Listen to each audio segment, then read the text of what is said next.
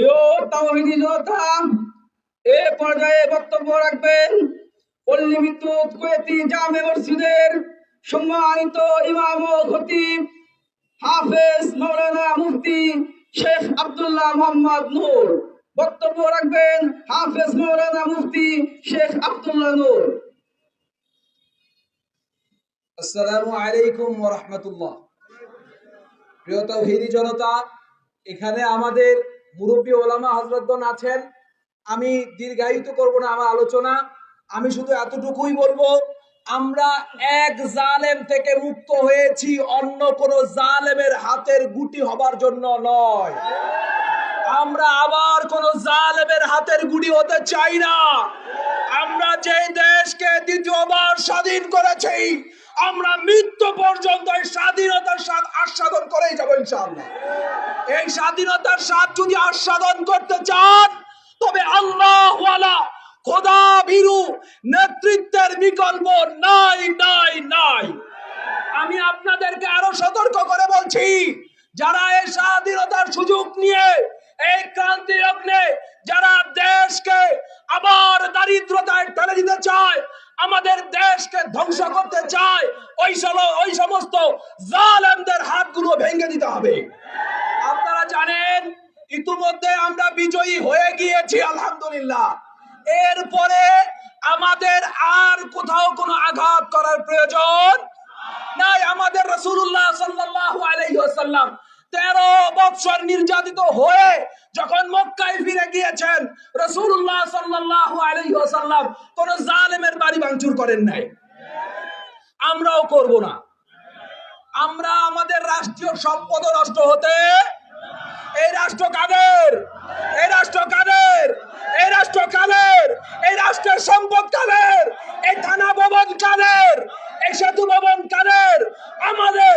অতএব আমাদের সম্পদ কোন জালেম যেন নষ্ট করতে না পারে, কেউ যেন আমাদের সম্পদকে পুরাতে না পারে। অতন্দ্র প্রহরী হয়ে আমাদের সকলের পাহারা দিতে হবে। দিবেন তো ইনশাআল্লাহ? আমাদের কোন সম্পদ যেন নষ্ট না হয়। জালেম বিতাড়িত করেছি, এখন মুনাফিক বিতাড়িত করার সময় এসেছে। মুনাফিক যারা আছে, যারা দীর্ঘ 16 বছর জালেমের জুলুম হওয়া সত্ত্বেও একটুকু কথা বলেনি, আজকে তারা স্বাধীনতার সূর্য দেখে তুমি এখন ঘুঘু ধান খেতে এসেছো, তা আমরা খেতে দেব না। আপনারা জানেন, সর্বদা জেল, জুলুম, হত্যা, ফাঁসির কাছ থেকেও পরোয়া না করে আপনাদের পক্ষে সর্বদা যারা কথা বলেছেন তারা উলামায়ে কেরাম।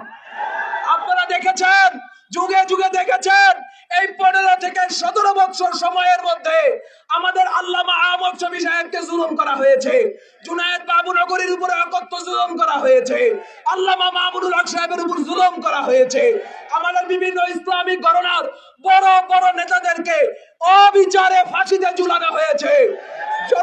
সকল বাংলার জননন্দিত উলামায়ে কেরামদেরকে তারা জেলের প্রকোষ্ঠে তাদেরকে ধুকে ধুকে হত্যা করা হয়েছে। আল্লামা সাইদি সাহেবকে দুনিয়া থেকে যেতে হয়েছে।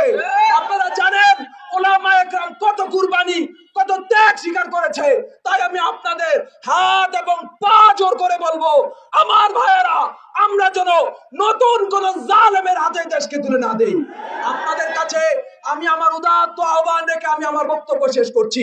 আপনারা যদি কোনো আল্লাহ ভীরু, কোন আল্লাহওয়ালা মানুষের কাছে দেশকে ন্যস্ত করতে না পারেন, আপনাদের গর্দান থেকে গোলামির জিনজির কখনো ছুটবে না, এই জুলুম থেকে কখনো মুক্তি পাবেন না। তাই আপনাদেরকে আবারও বলছি, আপনারা অবশ্যই আগামী নির্বাচনে উলামায়ে কেরামকে নির্বাচিত করবেন। উলামায়ে কেরাম না পেলে দিনদার, আল্লাহওয়ালা, খোদাভীরু জনপ্রতিনিধি নির্বাচিত করবেন ইনশাআল্লাহ। আমি আমার এখানে যারা নেতৃস্থানীয় উলামায়ে কেরাম আছেন, আমি ওনাদের কাছে বিনীত অনুরোধ রাখবো, আমাদের কাজ শুধু বক্তব্য নয়। আমি বলবো, আজকে সকালে বাইপাইল গিয়েছি, রাস্তার অবস্থা খুব বাজে। আমরা যেমন জুলুম থেকে রাষ্ট্রকে পরিষ্কার করব, আমরা পথ ঘাটের ময়লাগুলো পরিচ্ছন্ন করবো ইনশাআল্লাহ। আমাদের উলামায়ে কেরাম যদি আমাদেরকে কর্মসূচি দেয়, পথে ঘাটে মহল্লায় যেখানেই ময়লা আছে এই ময়লাগুলো সাফ করতে হবে, তৈরি আছেন তো ইনশাআল্লাহ? আমরা দেশ পরিবর্তন করতে হলে আগে আমার পরিবর্তন হতে হবে।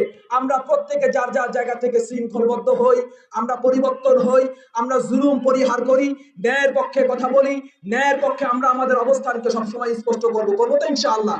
আল্লাহ আমাদেরকে তৌফিক দান করেন। ওয়া আখিরু দাওয়ানা আলহামদুলিল্লাহি রাব্বিল আলামিন।